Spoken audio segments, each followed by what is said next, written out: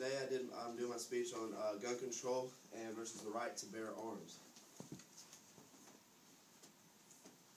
You know, over the course of about 9 months or so, the talk for stricter gun control is uttered across the nation. As many people, many innocent lives have been taken just at gunpoint, and several others have been injured. Two major occasions have popped up in the past course of time in the past year.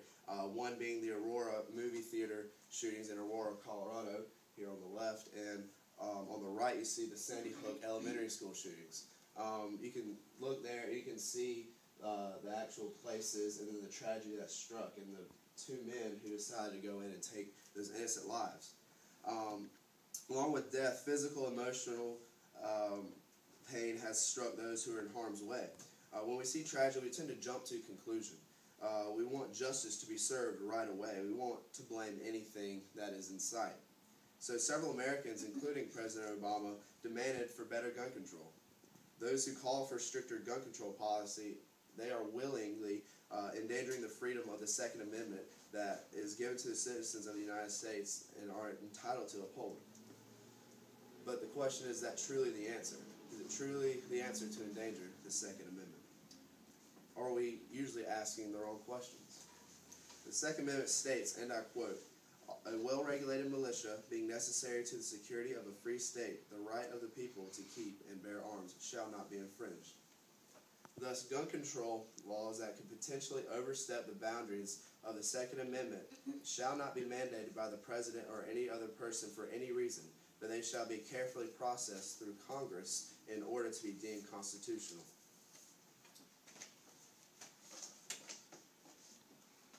When such tragedies occur, and Americans see the lives of innocent people being torn apart, they want to jump to a weak conclusion that could do more harm than good.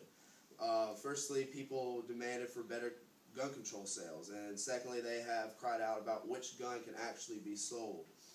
After the Sandy Hook shootings, the Americans were awestruck. People began to think, how could someone just go in and kill these innocent teachers and children? You know, citizens were scared. Many were mournful, and just about everybody was angry. If you could think of any negative emotion, it was most likely running through someone's vein at some point. Now, when emotions are running high, people tend to want to jump to drastic conclusions. People tend to go to drastic measures that would not necessarily be in the careful mind, in the calm mind. Citizens demanded for Obama to take action. Immediately after his speech addressing what happened at the Sandy Hook Elementary Schools, he wrote down and he had different mandates that he signed into action. Now, those things are called executive orders, and the problem with executive orders are that all President Obama had to do was sign a piece of paper, sign on the dotted line, and those orders were taken into action immediately. The orders that went through the orders did not go through processing or debate, as usually you would see that would go through Congress. They just came immediately into play, and this was odd considering it directly dealt with the Constitution. Some of those mandates included, and I quote, universal background checks, ban on high-capacity clips for guns, assault weapons sale ban, strict gun trafficking monitoring, school safety increase, mental health research increase, media violence research increase, and record-keeping of recovered guns during investigations.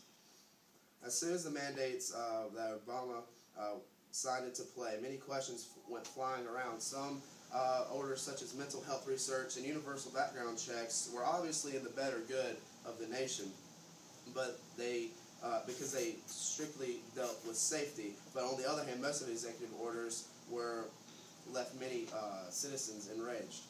The next day, citizens across the nation were running to different places to buy ammunition and guns just to secure their spot. They felt as if their constitutional right was in danger. When one thinks that their constitutional right is in danger, they begin to go into panic mode or debate mode. When new laws are passed, usually there's a checks and balances system that has come into play. The sole purpose of a checks and balances system is to test new laws or proposals and see if they are constitutional. Obviously, if a question arises, then the proposals go through Congress and processing. And once they go for further processing. And once executive orders were passed, some felt safer, and then others just felt resentment because they thought that their right was being taken away. Based off of arguments or debates alone, the laws obviously should not have been placed into immediate effect. They were obviously causing an uproar around the nation. Rules and regulations cannot simply be determined off one's emotions. That is why people seem to not. That is something that people do not seem to understand. In order for laws to be passed and go through Congress or a court, people need to bring logical and solid evidence. They must have it at hand in order to prove the case is valid. Congress has an obligation to protect the Constitution, and when making new laws, the fact that so many people or so many politicians even have advocated for such gun control and has placed them in complete violation of the oath that when they took office. The better good of the nation cannot be determined off one or more person's feelings or emotions. We exist as one nation, unified together as one body, and we bring the nation together in prosperity. Contrary to popular belief, emotions do not run hand in hand with what is in the nation's best interest. If all things were solved off the current feeling or state of mind of society, then all order would cease to exist as we know it. Making immediate decisions and mandating executive orders directly violates the Constitution. No matter the circumstance, we are to honor our forefathers by upholding the services and standards that built the great nation. The United States was built with a plan and a purpose, not off quick decision-making. The Second Amendment suggests that the right to bear arms shall not be infringed. That means no one person has the right or the power to overstep its boundaries. The Constitution upholds a solidified right to the citizens of the United States by granting the wishes of those to have guns for whatever reason, whether it be for collection or personal use. You need to look at what the factors of the shootings are. A person is behind the gun, operating the trigger, and there's a unique mind in that person pulling the trigger. A gun does not go shoot a person, an innocent person by itself. It is not gun versus human, it is human versus human. The mandates for better mental health research and universal backgrounds checks were a step toward the right direction. We can all agree that they were for better, as I mentioned earlier. But those, along with all the other mandates, should have gone through some sort of process. You have to think, who is the true killer? That is a very important question to ponder. Saying guns kill people is almost like saying forks make people fat. Both accusations do not make much sense because accessories are being blamed for the action, and those accessories are inanimate objects.